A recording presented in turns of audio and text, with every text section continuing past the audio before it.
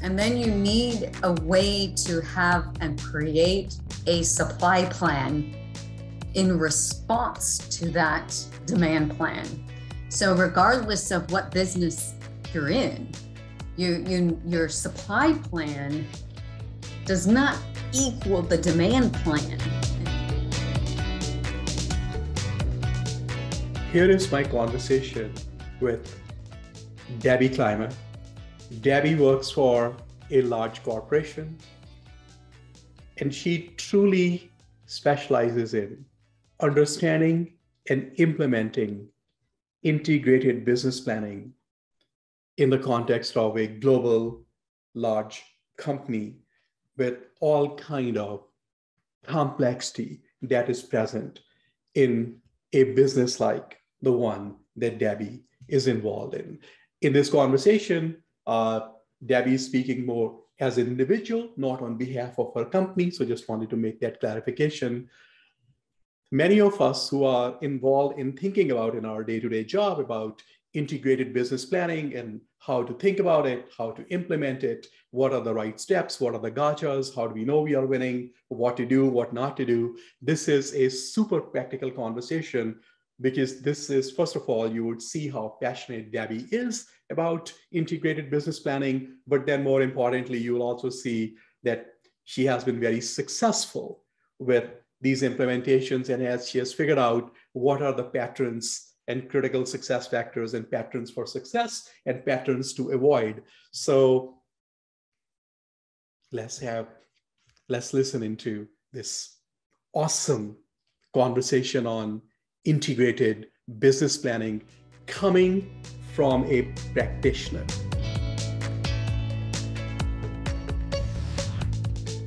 And I'm, so looking forward to this conversation. I must admit, you are probably the most passionate person, also very experienced when it comes to integrated business planning, what it is, what it ought to be, and how it should be done, and what all the implementation and other organizational change management challenges are.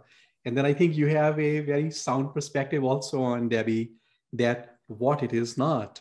So let's start there, and you maybe can start with your journey into IBP and your understanding of what it means for a company and what its potential is, and then from there we can get into our conversation. Sure.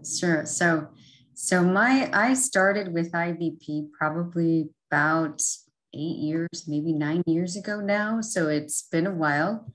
My background was in manufacturing operations, corporate quality. I was in quality for a while. So, and I have a finance degree. So I actually majored in finance, which is kind of an odd mix to throw into there. And then I got involved in IBP kind of by accident, when Cummins was joining or at least contracting with Oliver White to implement IBP within across the entire corporation. And so that was kind of how I got into it.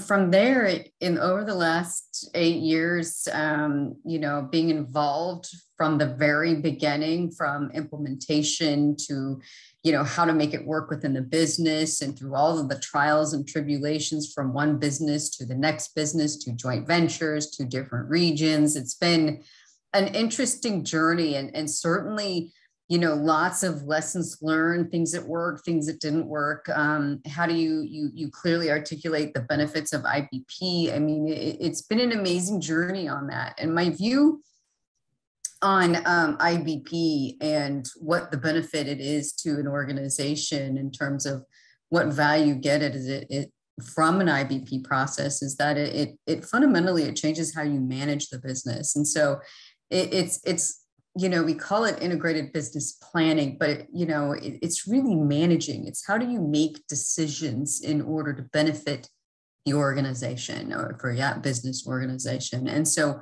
IBP is a mechanism and a cadence that brings the right information at the right level of detail in order for leadership to say, hey, are we on the path to where we want to be? And if not, what are we going to do about it? What do we need to, what course corrections can we take? And so, fundamentally, any organization that has the ability to pull that kind of information together and plan for the future is destined for success. Because too often businesses that I've seen are so focused on surviving the month or surviving next month, yeah. or and trying to, I just want to get through the day, or and that short-term thinking really constrains the business from a long-term future outlook. And so my view is getting organizations out of that short-term focus. It's just about making sure I can get the next month or the next quarter solid, and more thinking on this longer horizon, which is challenging for a lot of organizations. Very much so. Debbie, in your opinion, where does the IBP process start and where does it end? And probably these are not good terms because these processes can have feedback loops and whatnot.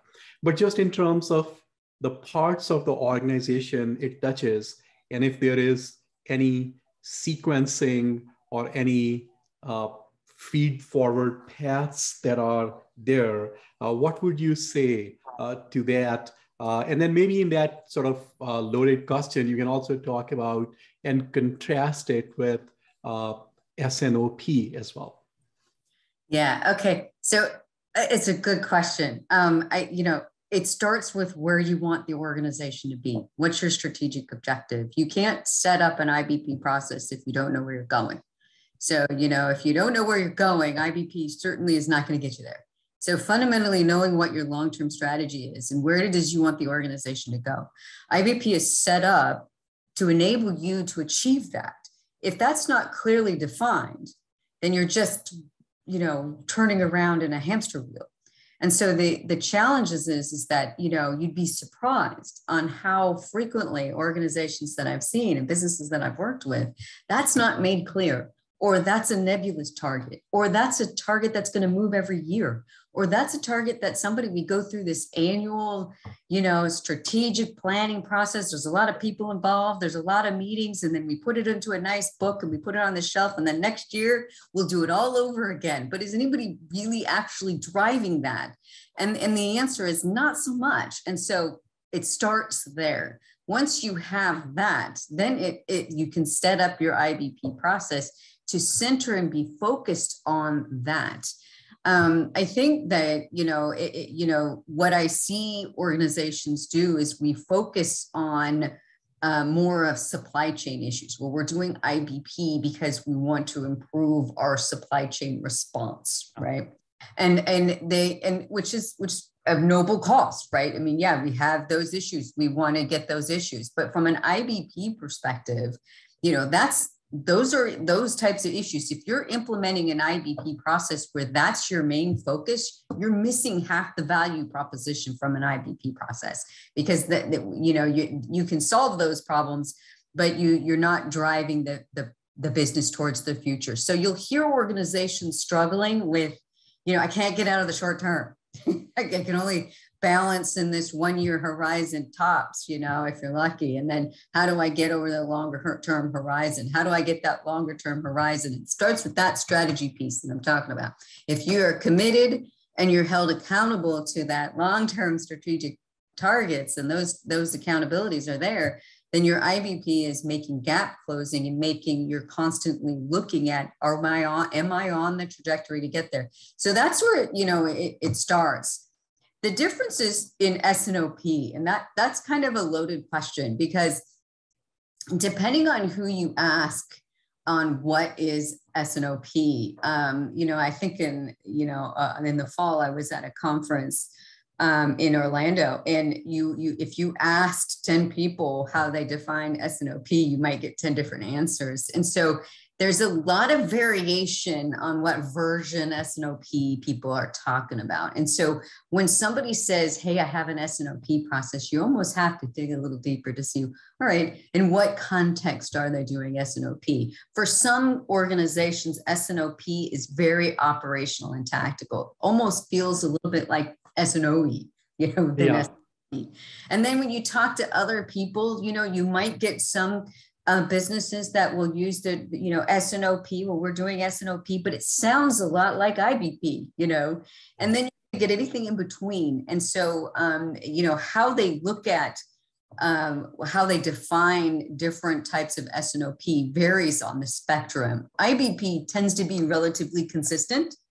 S&OP has a lot of different flavors associated with it. And so that makes it a little bit more complicated. Now you have to dig a little deeper on how they're defining S&OP. In general, I would say that the majority that I've seen S&OP is its intention is to be, more focused on like an IBP process, but maybe more operational than strategic, if that makes the thing. Now, I think there's some folks that will call it executive S&OP that will try to pull in the strategic piece of it from from IBP, but it seems to be a lot that I see is very more operational. Does that answer your question? It absolutely makes sense, Debbie.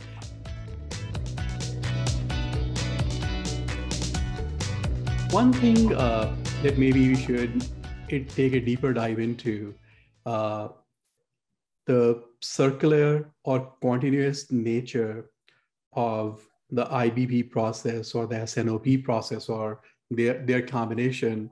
How do you see that, Debbie? And also, what are some of the big components of an IBP process? So certainly, as you mentioned, understanding where you are and where you are going is important. What are some big buckets or ingredients of an integrated business planning thinking or methodology? And I'm going to ask that question in contrast to what IBP is not. Some people, and I know that this is a more stylized thing for me to say, sometimes people would say, well, I run an SAP and I'm going to implement IBP module, and that is IBP. And that certainly is not, that may be a part of it, but that is not what an organization's IBP needs are. It is a lot more than whatever your tool of choice or ERP of choice is. So while we are at that organizational strategy level, would be good to hear, Debbie, from you. What does IBP look like and feel like? What are the big components, capabilities, and how they connect? Okay. So it starts with you want to grow this organization into a $1 billion, right? Yeah. So you grow from, you're at 600 million right now, you want to grow to be 1 billion in 3 years. That's your goal. So in your product review, when you're talking about your product portfolio review, the questions that you're looking at, these are really, really business focused questions. So the things that you want to cover in that meeting are going to be things like, hey, if I want to grow this business to be 1 billion, do I have enough product and services to get me to 1 billion? Some of it's going to come from new stuff. I'm going to have to produce new, I'm going to have to launch new products. I need to think about innovation. How is technology going to change? What impact is that going to have on 1 billion? So I want to hit 1 billion. And some of that growth is going to come from that. And then they're focused on that. Now, of course, there's all these other elements of that product portfolio, like, are we going to launch on time? Do we have the resources to do those things? And all of those things play a part in it. But ultimately, the big question is do I have enough new stuff coming in order for me to achieve 1 billion?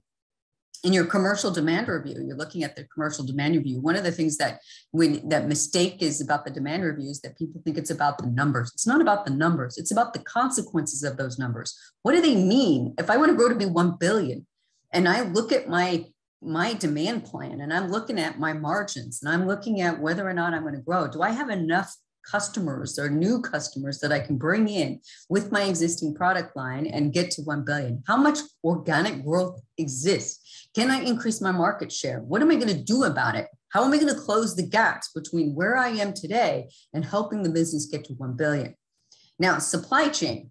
Here's where supply chain comes in. So supply chain is going to say, okay, I'm growing, you're growing that business. You got new product launches. You got unconstrained demand coming from your commercial demand review. You're growing that business. Supply chain is going to say, okay, can you build it? Do you have enough capacity to provide service, or do you have enough capacity to build those products in order to bring them to the market? And supply chain needs to look at over that 3-year horizon and be able to answer that question. Can I do it? Yes or no? And at what cost? Because no business has a blank check, right? Often we have EBITDA targets that we have to maintain over the course of those 3 years. So that supply chain then has to say that if supply chain doesn't have the capacity, then the business needs to decide, all right, what are we going to do? We're going to grow we want to be 1 billion in 3 years. Supply chain is saying we don't have enough capacity. Commercial is saying these are some new customers I can go win. Product team wants to go and launch new products. Now you've got 3 different functions that have needs. You got supply chain that wants to invest in increasing capacity. You got sales that want to go and win new business and win new customers. And you've got your product team that wants to go lock new projects. So your IR step, which is the piece that pulls it all together, that's going to say, all right, what's the right combination? So we can't give everything we want to the product team. Product portfolio team, they want a bunch of money to go invest in new products to get us closer to 1 billion. The commercial team wants funding to go do sales promotions or go find new customers. They need to do that, and there's funding that's associated with that.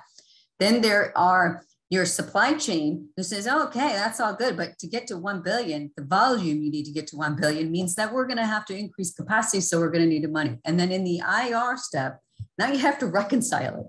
If we gave everybody what everybody wants, you're looking at, probably a 4% EBITDA, which is not going to be okay, right? Yeah. And the IR is like, okay, we have to maintain a 15% EBITDA. We want to grow to be 1 billion. What business decision? What's the combination between optimizing between our product portfolio, our commercial team, and our supply chain that gets us closest to 1 billion? And then the IR is the glue, essentially, that looks at the different options and scenarios and what financial implications those have in order to get us closer to the 1 billion. And there's always trade-offs. Then that goes to the MBR. And then the MBR has the difficult task of deciding. And so, to me, that's IBP. Maybe one thing for some of the members of the audience, probably we should explain the terms IR and BR so that we're not assuming anything. So that'd be awesome as well. Okay. So the IR is the integrated reconciliation, and the BR is the management business review. Yeah. Okay. And so, the things about tools, you had that question in terms of, oh, well, if we get the SAP IBP module, then we have IBP. The fallacy of it is that they're missing that human aspect. The reporting, it's the decision part. The IBP is a decision mechanism, not a system-driven process. Now, certainly tools can aid in that, in bringing information together. The question is how do you bring that information together in such a way that the business is enabled to make the decision and be able to run scenarios? Being able, what is it? What if I did this? What if we do this? If you're looking at the combinations between your product portfolio, your commercial team, and your supply chain, and you want to run scenarios, all right, what are the scenarios? Can the tools help us make decisions to optimize and those types of things so that the leadership team in the MBR can look at the different scenarios and options in combination and say, all right, here's the plans that we should be making going forward.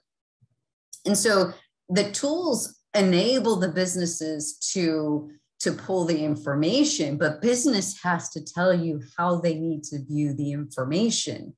And that's kind of where I think that often there's a gap, because what tend to see is that we have data in the machines, and then we have leadership saying, well, I need to see the information this way, this way, and this way. And it doesn't necessarily come into the pull out of the machine the way they want it.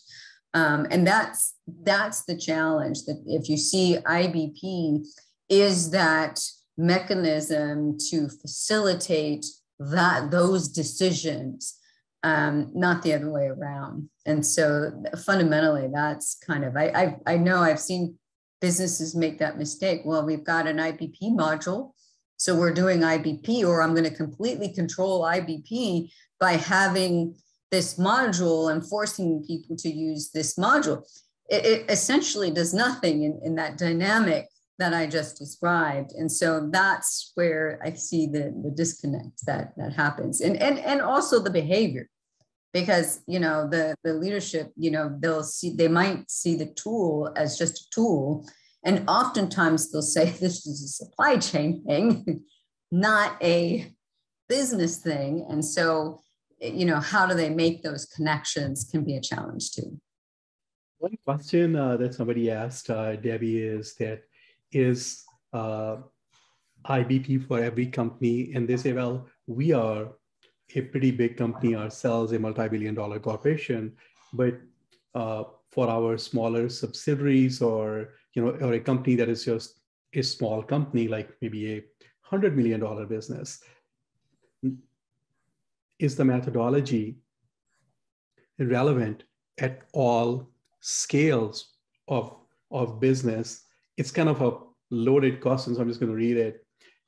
Is IBP done properly a top-down process, bottoms up, middle out? Where does it stop? Meaning, as you were even earlier saying, S&OP and S&OE, that where does IBP stop? And if we have many different business units, regions, and whatnot, at what level the planning and monitoring function is done or should be done? So I know it's, again, it's almost like a paragraph, not even a question. So, but here you go. Any comments on all of that? Okay, so that's a loaded question. There's a lot in there. Let me see if I can unpack that a little bit. Okay, so the first part of the question that, is it scalable for smaller companies? Yeah. Absolutely. How sophisticated your tools might be different. You may not necessarily need the state-of-the-art SAP system with IBP module, might not be necessary for that. Conceptually, any business, regardless of size, that wants to grow and align their plans could benefit from an IBP process, for sure. And it's totally, completely scalable for the needs of the business, which makes it, significantly beneficial for smaller companies, because I think that oftentimes they have smaller teams, less bureaucracy, so it probably would work better for them than some of the real large matrix organization companies. Second part of that question, I think I heard, which is, where does it start? Where does it end? How do you drive it? I think that, that's a big question too. And my view is that it has to start, you have to have some, it covers the entire horizon. So you're going from zero to how long your horizon is, whether it's 3 years, whether it's 5 years, whether it's 10 years, it doesn't matter what that is. It covers that entire spectrum. And it's really the part of the process is bringing up your bottom up plans and then comparison to your top down. In my example that I mentioned previously, you want to grow to be 1 billion, consider that your top down, your bottom up is, here's where we are. That's your reality, truth as we know it, bottom up plan that meets your top down on where you go. And it's that gap in the middle where the business leadership needs to come together and say, hey, what are we going to do? Are we on the trajectory? Are we on the plan to hit us to 1 billion, or are we not? And that's where the business leadership needs to interject and convey what we're going to do to drive the business forward. No, very, very helpful. A related question here is that some companies historically have used different methodologies. For example, this one company is saying that, hey, we still use from 20 years ago balanced scorecard. So when we implement IBP, should we retire some of these other competing or complementary methodologies and that kind of a thing? I think the gist of the question is that sometimes a company might have different such planning or reporting methodologies, and how to make sure that there is one playbook as opposed to everybody or every business unit saying, well, I have my methodology, and that kind of thing. I think it speaks to that change management part of the question. And this question is coming from this company who is still using some version of a balanced scorecard reporting methodology. Yeah. So, I wouldn't say that you necessarily have to throw it all away. I think there might be some modifications. I think that the differences between managing in a balanced scorecard is that it typically will look at the past performance as a drive forward. Yeah. And so I think that there's some aspect of knowing your performance is important in order to plan forward. And so I think that how you use that information in an IBP process might change. So for example, let's say you have a new product introduction process, right? And so let's say one of the KPIs on a scorecard would be launching on time, right? Well, let's just say, your performance on that KPI is poor. Well, if your performance of that is poor, then you can't plan forward as if it is going to be good, right? Your demonstrated performance is such that you need to plan for that lack of performance into your plans, or you'll be short. Or another example would be if supply chain. Let's just say in supply chain, you've got a KPI that is looking at supplier on-time delivery. And let's say they're at 70%, which would not be great, right?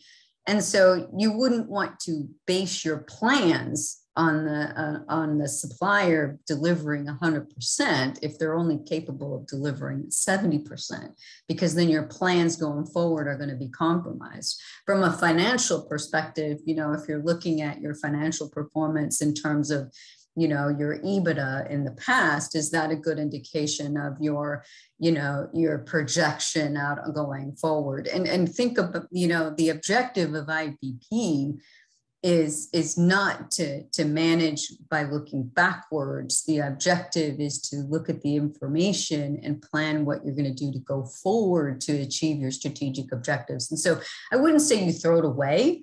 They still have a purpose, but it's you might view them a little bit differently in how you plan going forward based on the information in the scorecard.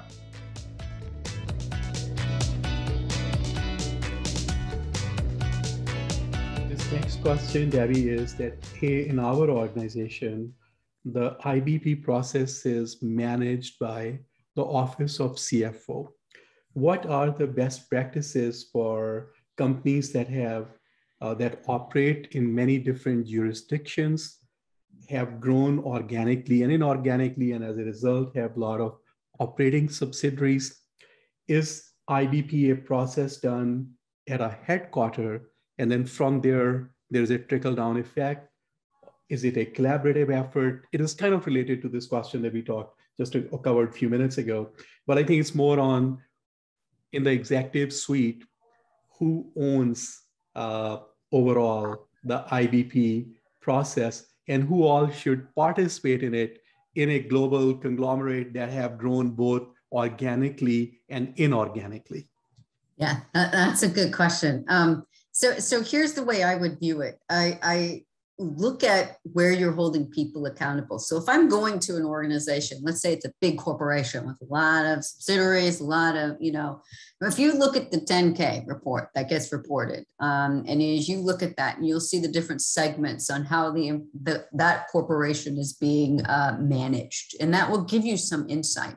And so if you're looking at the 10K, so you're going to have a lot of large corporations are going to have business segments, right? Different business units, different business segments, whatever words they use. But you've got big. Now, those are going to be owned by a president of that particular business, or, and so forth, right?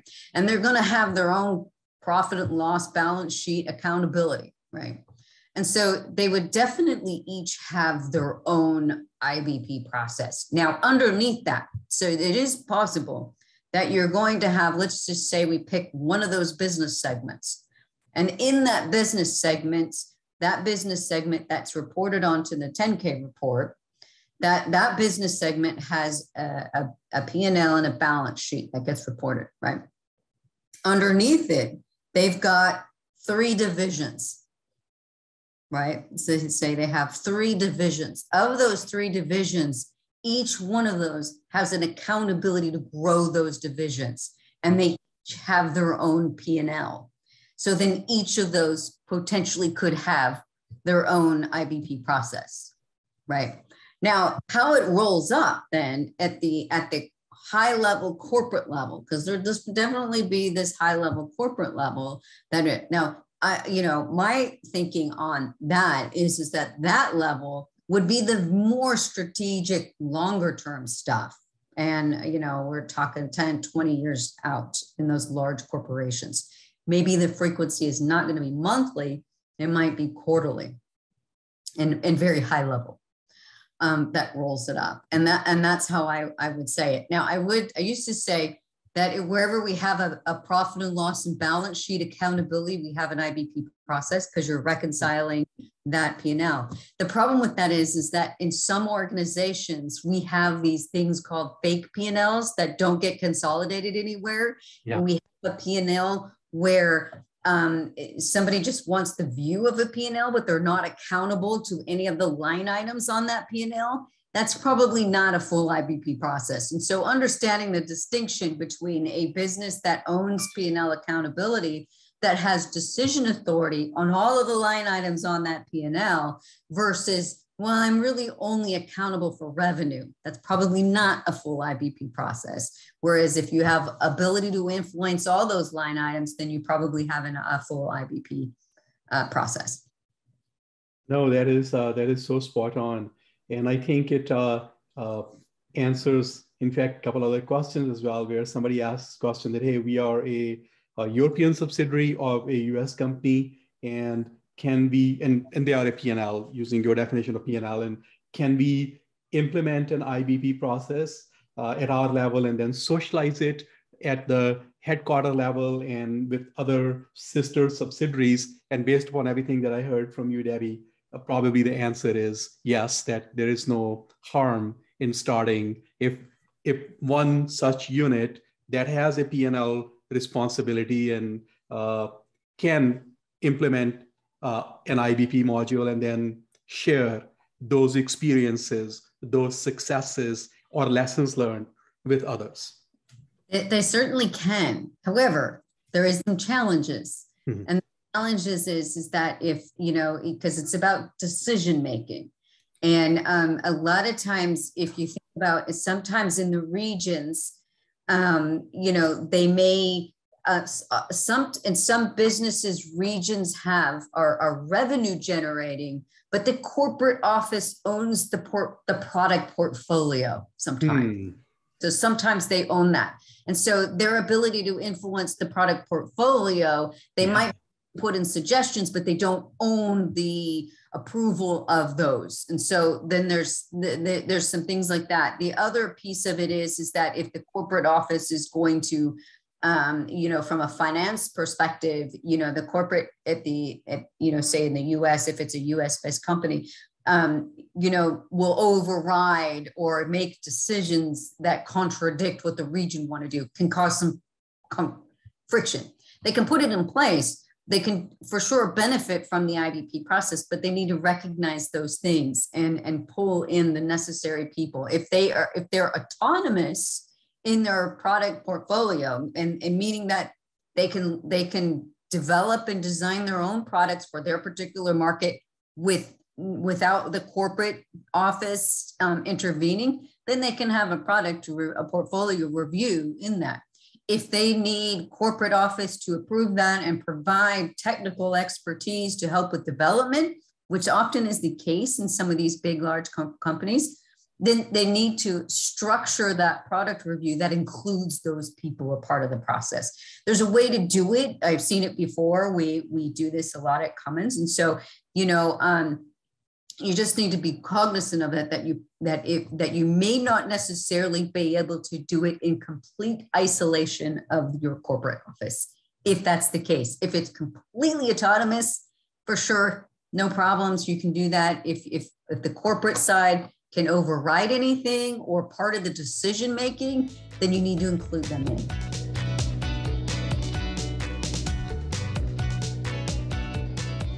The next few set of questions, Debbie, are along the lines of that, hey, an organization that is serious about implementing and adopting an IBP methodology internally, what kind of people skills or competency that we have to implement the methodology, and what kind of data we need in our data layer for implementing IBP. So the co-requisites on the people front of the equation, as well as the data front of the equation.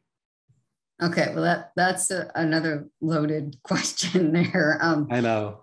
Yeah, that's it. So if you're talking about somebody that is going to be the IBP deployment leader, right? So let's just say somebody that's going to, that's going to go in and implement the process. The skill capability for that is, certainly having some strong business acumen is going to be important. I wouldn't necessarily say that they have to be an expert on any of these particular functions, but being able to put the information in together and basically be able to sell the case, because you do a lot of presentations on the benefits and the merits of IBP, and you're definitely a lot of change management and a lot of that kind of thing, and definitely it's not for the faint of heart. It's a very, very challenging role. I mean, it's I would say that if there's a business that wanted to go, and my advice to a new IBP deployment leader is make sure that you have somebody very senior that is going to watch your back, because it can be quite contentious at times. You're essentially, I think it was said one time that the benefit of IBP is that it highlights and points out the big gorillas in the room. The problem with IBP is that it points out to the big gorillas in the room, and you don't know which one to go after. And not everybody wants those big gorillas visible. So being the person in the organization that's holding the mirror up into the organization doesn't necessarily endear you to many people, let's just say. So that can be quite challenging. So you have to be a very, very strong person, personality-wise, and strong business acumen to be able to pull all elements, not just supply chain, which is typically where it comes from. So that would be, and what was the second part of that question? In order to implement a proper IBP methodology, what are some of the required data elements or the type of data that is needed to properly implement IBP? Yeah, and that's a big question too. So I would say, of the data that you need, there's lots of data that you need, and starts with, I'll just name some of the big buckets of it. Certainly demand planning, certainly need to have volumes and revenue data. In that includes pricing, of course. And so how you manage those things, those are big data source. From supply chain, you definitely need to have capacity requirements or capacities well known and understood from a demonstrated capacity perspective. Certainly being able, and of course the financial systems to link all of these things together is, all of these are data sources that are going to be really, really important. Your ability to run this data and look at different scenarios are pretty important, but those are the big buckets of data that you would need. There's tons of other data that you look at in the process through the use of other tools such as Power BI for trying to understand different aspects and views that you need from, say, anything from your product portfolio view, or how you look at bias and accuracy in your demand review process. And so being able to look and cut and slice that data. Another big note to put on that one would be the level of aggregation. IBP, we're not talking SKU level. We're talking in the longer horizon, we're talking in family levels, not in. And so I think that the challenge isn't in the data. The challenge is trying to decipher which data and information and what level of detail you need for effective decision making. And that varies depending on which business leader you've got. So you've got some that doesn't want to get into the details all that much, just wants a high level, wants to say roughly right and go through that. Great, he's perfect for IBP. Then you got another person that might be like, hey, I want to know the exact details. I want to debate the texture of the soil underneath the weeds. And that's not practical when you're trying to look at a 3-year plan. And your ability to make decision with that level of detail is compromised, because you'll never be satisfied with that much detail. This next question, even though it's technical, Debbie, but it is very related to this topic on hand. And this person is saying that, look, we have this exact thing that in our the need for hierarchy or granularity in the IBP process is more at a higher level. Even as you said, it is not at an SKU level, it is more at a product family or some class level. But then the downstream processes, S&OP processes, then they go down to higher level of granularity and whatnot. What is, Debbie, your advice on an organization to have many different hierarchies for channels, customers, products that fit nicely with each other, and some are more appropriate for an IBP process, some for an S&OP, some for an S&OE, but they are not disjointed. Somehow there is congruence, even to your point, Debbie, that at a family level or a higher level, product level, you don't know yet what all those SKUs are going to be. But once those SKUs show up, there has to be a link back to that lineage, that family that they come from. So this is a technical question that, hey, we in our organization, we are struggling with coming up with all these hierarchies that can help implement these different methodologies and can still fit with each other versus being disjointed. And any advice on how to come up with a practical set of hierarchies that fit together for these different needs, if it makes sense. Yes, I know exactly your question. So yes, it depends on the business. I hate answering with it depends, but it depends, and I would say, regardless, if we were agnostic on whether we're talking about IBP or we're talking about S&OP or S&OE, but if you think about what the horizon, so if you're looking at the time horizon, so 3 years out, obviously we don't need SKU level 3 years out. Family level is just fine. And if you think about the level of detail that you need to make decisions for something that's going to happen 3 years out, it is family levels is fine. When you're looking at, am I going to grow the business? Am I closer to 1 billion or am I further away from 1 billion? Family levels is close enough. It's rough enough that, you can make those decisions.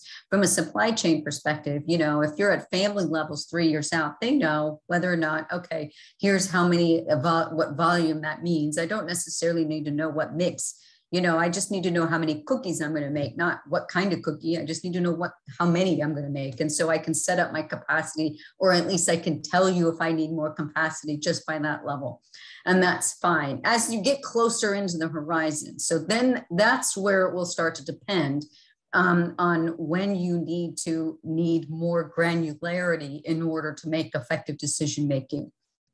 And this is a challenge because often this is a push-pull between your demand and your supply, because supply chain will always want the demand team to give them SKU, right? Because they don't want any inventory, right? So, and so they want to, push them into that way. And so if you look at the time horizon, and so if you look at the granularity that you need at 3 months, might start to disaggregate down into a smaller mix. And so what levels depends on your business. So, if I look at Cummins, for example, which I know, is engines, we might have an engine family. Okay. It's an ISX, it's a heavy duty engine, at 3 months, we're going to give you configuration level and emission level.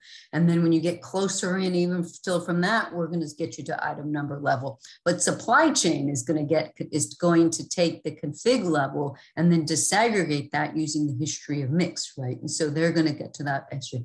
So, and different businesses that how many layers you need will vary depending on the business. But those horizons in the workshop from an IBP, when you implement IBP as part of the workshop, that you have to agree on the level of aggregation that is required at what time horizon. Regardless of whether you call it IBP or S&OP, it's really irrelevant. It's what information, what level of granularity do you need at what time horizon to make the necessary required decisions.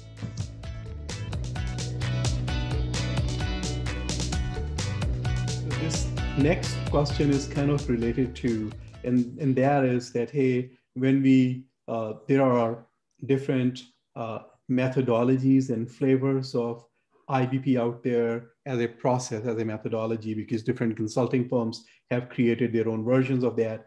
Is there a standard that we should follow? And then from a tools or vendor perspective, what should we look for in our vendor evaluation process? And to kind of cite an example, they say, well, we in our previous attempt at IBP, we suffered from lack of scenario planning. And now we are thinking about making sure that we have good scenario planning capability. Also mentioned that maybe a digital twin capability, and what's sort of your take on that what to look for within a tool from a vendor, and then from a methodology perspective, which sort of methodology to use, the original methodology, some of the new derivative methodologies. So would love to hear your comments, Debbie, on that. Okay. Oh, yeah, that's it. These are all really loaded questions. I know. I prepared for our conversation, right? So yeah, yeah. So I guess from my perspective, what problem is the business trying to solve? And I think that a lot of times businesses embark upon the journey of IBP because they want to improve demand planning. And so, or they want to improve their inventory position, or they have really supply chain related goals, and the strategic piece and financial forecast and driving to, as I say, that 1 billion is not necessarily what they would say is what they want from IBP. And so that in mind, I would say is that if you want to grow your business and you want to align your plans for strategic growth, and that's your ambitions, then certainly IBP is a good methodology to do that, for sure. If your business's ambition is like, yeah, well, IBP is really nice, and yeah, we all want to grow, right? But we're not really sure we're ready for the change of changing how our leadership manages their profit and loss, for example.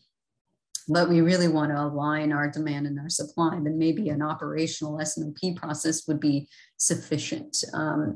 And I think that really understanding, what you want out of the IBP or why you're going on this journey. I think only a very small handful of businesses that I've started with IBP that actually said, this is where I want to be in 3 years. Very small amount. Most of them have some supply chain issue that they're trying to solve. And so IBP might be, not what they think they're signing up for, right? And so sometimes people at this very senior level aren't aware of what IBP is supposed to do. They just think it's a supply chain thing and it's going to solve supply chain. And you start talking about, your financial forecast and your profit and loss and and what's the long term, and you're getting into strategy, and all of a sudden you're playing in sandboxes that nobody wants you in. And so being clear on what it is that you want out of that. And if that's not what the business wants, then maybe an operational S&OP is probably, more appropriate in what it is you're trying to drive. That would be my big advice on that one. From a what tool do you use and what systems and that kind of thing would I recommend? That one's hard to say too, because every business has such unique requirements. And what you need for some markets will be very different for other markets. Even just in Cummins, we can't land on a one size fits all, because we've got some markets that are high SKUs, high line item. We ship 16,000 lines. It's all fulfillment model. These are our parts distribution business. And then we've got other businesses where we're building engines. Okay, so the systems you need for an aftermarket parts distribution is nothing like what we need for planning engines, right? And then we got engines where we make 1 million of these engines. And then we've got other engines where we only make, big engines, big, huge, massive engines. And, we only make 5 of those a year. So your planning system requirements for each of those kinds of dynamics is really different. And so really understanding what those requirements are for those particular markets, and then recognizing that it's probably not a single one solution, depending on the business. Maybe it is, but for many it's not. And so my advice to that is that, from an IBP perspective and for an S&OP perspective is that if, you need a solution that enables you to review an unconstrained demand, right? You need a way to capture your unconstrained demand. And then you need a way to have and create a supply plan in response to that demand plan. So regardless of what business you're in, your supply plan does not equal the demand plan. In many organizations, those are one and the same, with a single layer level planning kind of systems where you make a demand plan and it flows through into supply chain, and that becomes the plan. And there's lots of reasons why they would be different. And so your supply, you need to have a system or a tool that allows you to be able to run different scenarios in supply planning over the longer horizon, not just taking the demand plan and flowing it through. I think that singly, that's the biggest mistake I think a lot of companies make in terms of being able to align those plans. And a lot of the systems just don't have to do that unless, of course, you have the IBP module, because the IBP module allows you to craft the supply plan in different scenarios that I knew that, but many don't. We don't. Cummins, we don't have it. And so we have to work outside of the system and craft that. And so there may be instances. So in the IBP process, I'll give you, for example, the unconstrained demand, it says we need 1,000 widgets. And supply chain over and this is going to happen in February. We're going to need, for the month of February, we're going to need 1,000. Our typical run rate is 600. typically we make 600 a month. In February, we're going to make 1,000. That's the unconstrained demand. Supply chain say, hey, we really don't have the capacity to make 1,000 come February. So, but it's only going to be in February, because March, it's going to come back down to 600. So how are we going to resolve that, right? And so supply chain may come back and say, our supply plan is that for December and January, we're going to increase our supply plan to store the capacity of what we're going to build inventories so that we have enough capacity for the month of February. So your supply plan now is very different than your demand plan, right? Because you're planning forward and saying, hey, we have a constraint. We're not going to invest in, resolving that constraint for something that's just a one-time blip. So we're going to build inventory ahead of time and put that in there. Now, if you have a single level planning, there's no way to do that unless you artificially inflate the demand plan in those days and those months in order to put it in there, which is not an ideal situation. That's not really what we want to do. And so we don't have the ability to do that. So from a system perspective, from an IBP perspective, if the supply chain part of the IBP process, which is responding to the demand plan, a lot of times we don't have that capability. It's a hope and a prayer. Well, here's the demand plan. Let's hope that we have enough capacity because it's going to go through. And if we don't, we're going to be in a backorder situation and we're going to be managing back orders. And so, so that part of the process is, from a system, I would look at having that capability. The other part of capability that I think would be really important in the IBP process, well, it's actually not, it's a foundational, it's not necessarily IBP. IBP is the decision-making part of the process, but a important system capability is how you manage orders coming in. This is often kind of overlooked as well. And so order management. So a lot of times it's a free-for-all. The orders come in and it flows through and they get accepted, and how we promise orders to those expectations. A lot of times we let them all come in and hope we can build them, and we don't manage that very well. And so if you don't have the ability, an IBP, one of the foundational requirements is that you create plans that are realistic, that you actually can deliver. So you cannot make a schedule that you don't have the ability to execute. That's just planning to fail. And so you can't create a process that's planning you to fail. And so in your scheduling process, if you can't build it, if you only have the capacity to make 600, in that month, you can't put a schedule together that's going to give you 1,000. And surprisingly, a lot of, businesses do this.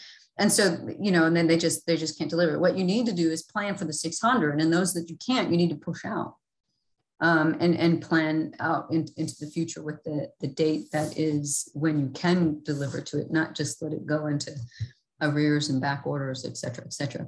And so having the tools to manage, so the two main things, I was being able to manage a supply plan and run scenarios in response to the demand plan. Tooling capability is important, and how we manage orders coming into the system is another real key capability from my perspective. No, that is awesome. I think this whole point that a supply plan is not a demand plan, and you need this multi-layer planning capability. You can't just have a single layered plan. I think that is just so important.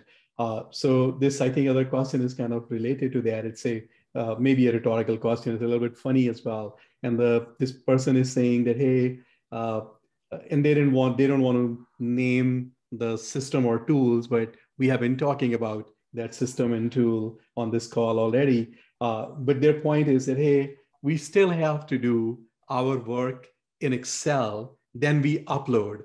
And is this a common pattern that even with some of these great tools, some of the work, still you do the work in a tool like Excel, and then you upload it into these wonderful, more repository type tools where they are less conducive to actually do planning, but they are a good place to hold the information or single version of truth, and they want to, see what your experience is like, and is there a better way, or is it okay for them to do this? I do my planning in Excel, then I upload it in my wonderful IBP tool. Yeah. Yeah. Unfortunately, that's common. My view on that is get off of Excel. Yeah. Off of Excel. Use the system. Get off of Excel. Take it off the machines. Don't let people use it anymore. It's an interesting phenomena that I think that happens. I think that the tools, some of the tools, it's like buying a Ferrari but never getting it out of first gear, and it's we don't use the capability of what the tool actually has for a variety of different reasons. I think a lot of times when we bring in somebody from a vendor, say it doesn't matter what it is. It could be Oracle, it could be SAP, it doesn't matter. They come in and they go through this process called requirements gathering, right? And then they ask the people who are doing the process, and say, hey, what are your requirements? And this we've seen over and over again is that the people who are giving the requirements are basically just regurgitating what their current process is, not necessarily what the process should do. And many times the people that they're asking don't have the vision and the capability to understand what the process should be doing, or what is a good practice, or what is best practice, or how we should be using this tool. And so oftentimes, we buy these new systems and, we don't know how to use it. We don't understand it. And so therefore we keep doing what we know, which we're comfortable with, which is Excel spreadsheets. And then we keep doing that. And there's a variety of reasons for that. Either, they don't understand the tools, or it wasn't set up right, or the data in the system isn't right, or, there's some kind of problem and all of these types of issues force people to pull it off of the, I had one, it was an Oracle where, the system had no capacity. The system assumes you have unlimited capacity. So you can't have it drive scheduling because it assumes it has unlimited capacity. And why? Well, we couldn't figure out how to put capacity constraints in there. So, so we just, so what are they doing? Well, they couldn't figure out how to get that to work right.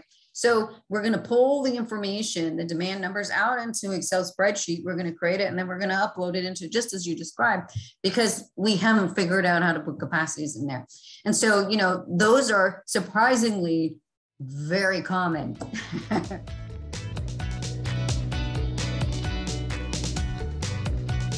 Debbie, just toward the end of this fascinating conversation, so few remaining questions. One is, this person is saying, look, we in our company, we are going through, at this point, a tool selection process.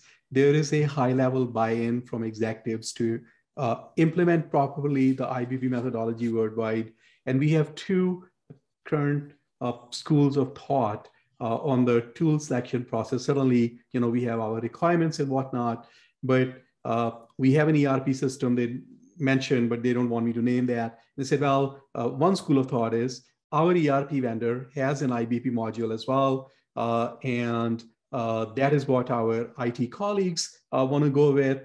Some of our business colleagues, they have looked at some other digital transformation platforms or other tools that can potentially work with our base ERP. And these approaches have different pros and cons. And just a question for you, if you have any comments on stick with your ERP vendor or go with some other tool. Certainly, to your point, it all depends upon a given context. But anyways, if you have any comments on it, looks like in this specific organization, IT wants to stick with that, hey, let's just stick with our ERP vendor. They have an OK tool or more than an OK tool. And then some business folks are excited about some other tools, and they are trying to resolve that internal tension to select to make a global decision that which tool they are going to use.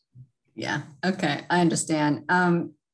So, when you're looking at what problem are you trying to solve, what's wrong with the current application that you have. And so, a lot of times we're dissatisfied. This is just my opinion on this, but people are dissatisfied with the tool that they've got, and a lot of these businesses will have pretty high powered tools. It could be a big a very, very capable tools that are capable of doing a great number of things, and we're not satisfied with it because it's not working the way we want to. And so there is some desire to put something on top of it, right? So not getting what we want out of this tool, so let's put something on top of it so that we can pull the information and do what we want to do. It is it's depending on what the issue all is with the tool, the original tool. That may work depending on it. But the challenges that I see is that what's not like, so if you're in the situation, as you described, you're pulling the information and putting it into an Excel and then uploading it and you put something on top of that, that's not going to be all that useful, because you're just going to be pulling, what are you going to do with that? You're how do you want the tool to work dynamically, and so if you think that if you're off of Excel spreadsheets and you're using the tool for planning dynamically, and it's creating the scheduling and all that kind of stuff, and you're looking at we want to buy the IBP part of the module, like whether it's, I'm not affiliated with any particular tool, it could be Oracle, SAP, it doesn't really matter.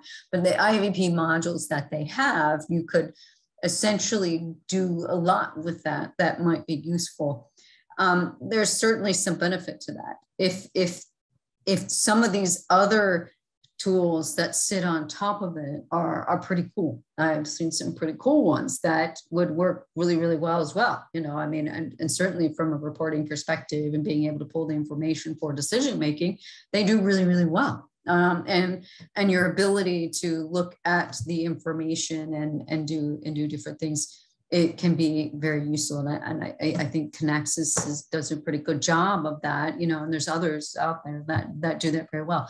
But let's be realistic on what the expectation is. So if you're using Excel spreadsheets and you're not happy with your ERP, then you're not going to be happy with whatever you put on top of it at the end of the day. And so being realistic with that data that's in there. And a lot of times, we're frustrated with the tools, but we don't want to work on the things that are plaguing us, like inventory accuracy. If your inventory accuracy is still really poor, a new tool and whatever tool you get isn't going to drive any better if you're not doing those cycle counts, and if you're not reaching those exemption statuses, and you're not 98% at item, quantity, and location. 98%. There are still companies that are looking at inventory accuracy at a dollar value, which is useless. So, and so if you have those things, and then your master record data.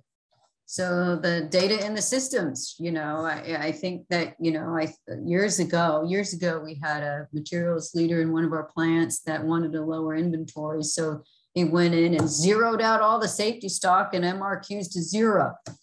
What a nightmare fixing that data is, and I think we had interns that were going for a whole year to clean up the system. So if you're not serious about the data integrity into the system, and you're forced to use Excel spreadsheets, then it doesn't matter what you're going to buy to put on top of it.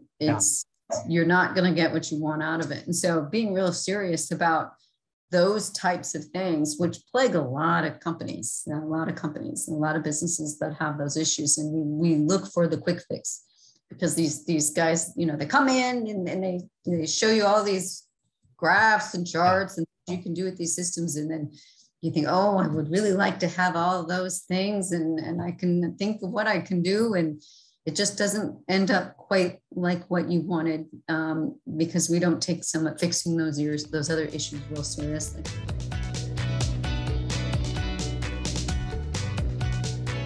There's one question, Debbie, is that on what's your opinion on forecast accuracy and inventory accuracy? While they are both important, where should a company, depending upon its needs, invest more? And so your position on, so it looks like, there are these camps, more accurate forecast or more accurate knowing what my inventory position is.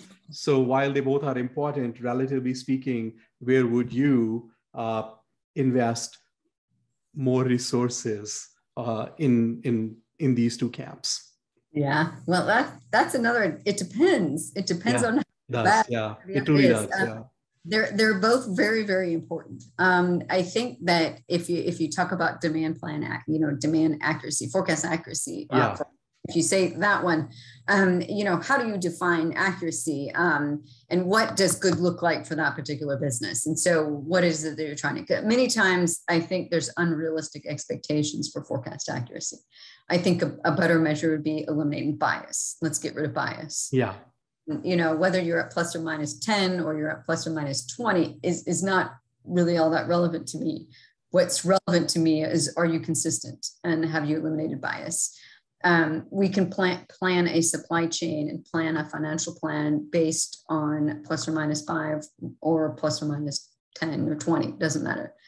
So I would focus on those. I mean, otherwise, I don't want to, the risk is that you spend all of your time focusing on forecast accuracy when, the juice isn't worth the squeeze, and, I had a supply chain leader once that said, I think we were at 92% accurate and bias was at plus or minus 2%. So we thought we were really good. We thought, oh, we're good now, right? We're good. And he said, well, tell me when you're at 98. I'm like, what? Are you kidding me? Yeah. So the expectation can be nebulous in forecast accuracy, but definitely bias is really important. Inventory accuracy, it depends on if there's a problem there, in some sites, we've got a lot of sites that don't really have an issue here, they're pretty good at keeping track of their inventory accuracy. And we've got some other sites that still lose stuff in the plants, and so inventory accuracy is a critical thing from an IBP perspective.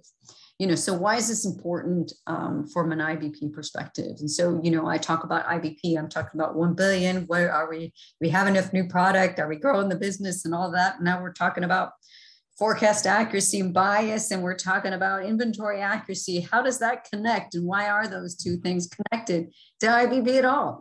The reason is it's the believability of the plan and the trust in the ability to execute. If you don't have control over your inventory, we can't trust you to deliver anything.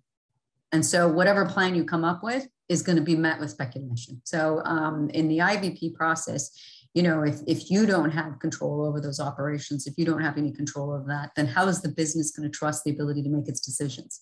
We're saying, yeah, we're going to grow to 1 billion. Maybe if they quit losing stuff in the plant, and that kind of stuff will be a problem, because what will happen is that those issues, when you have those types of foundational issues in your operation, then it morphs into the IBP process. And so instead of talking about how we're going to bridge the gap to get to 1 billion, we're going to be debating on our demand plan and whether we believe it, or we're going to be debating on whether we trust our supply chain and trying to solve those types of issues. And so all of these issues, all of these operational issues will become into the IBP process. Instead of having the conversations you are meant to have, you're trying to problem solve all of your operational problems.